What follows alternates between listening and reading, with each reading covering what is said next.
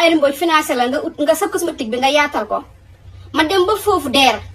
yenn fa ba ngoon te Aïda Mbodj bi may dem woo nañ ko téléphone ne ko Ndeye Khady Ndiaye mi ngi ñëw foofu recevoir ma waxut ak man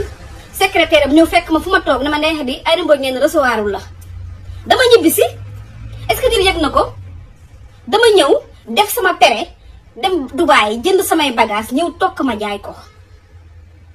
te man projet bii si la sama lépp yàqoo dama tijji woon sama institut di liggéey seen politique tax ñu génnee ma sama kër digg ba jëg ma ak sama njaboot buñ ma génnee sama kër aw ma fenn fu ma aw ma dem kër ma saar dem dëkk fa bi ma fa dëkkee nekk fa di daanoo ko jóg ba affaire bi jeex ma ñëw fii Ngor Almadi gii di liggéey amul kenn nag koo xam ne nii yëkkati nga sa téléphone pour ma préciser wax boobu mu leer amul kenn ku yëkkati téléphone am muy Bassirou Diomaye Faye muy Ousmane Sonko muy jabaram muy jabaru Bassirou amul kenn ku yëkkati téléphone maanaam Ndeye Khady gis nañ sa taxawaay ci réew mi amul kenn ko si def mois de mars bii ak mois de mars 2021 ute na de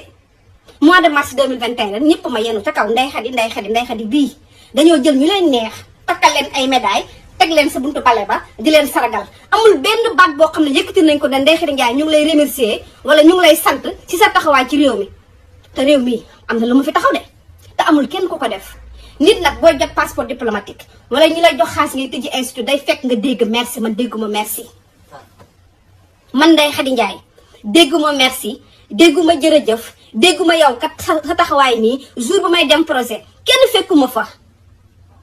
jour bu may dem projet man maa fa nekkoon toog ak sama jëkkër ak sama mag yi nga xam ne nii ñoo nekk ñi jóge ko ba Ndramé Escale ñëw taxaw di ma supporter ku si mel ni Fafa Fall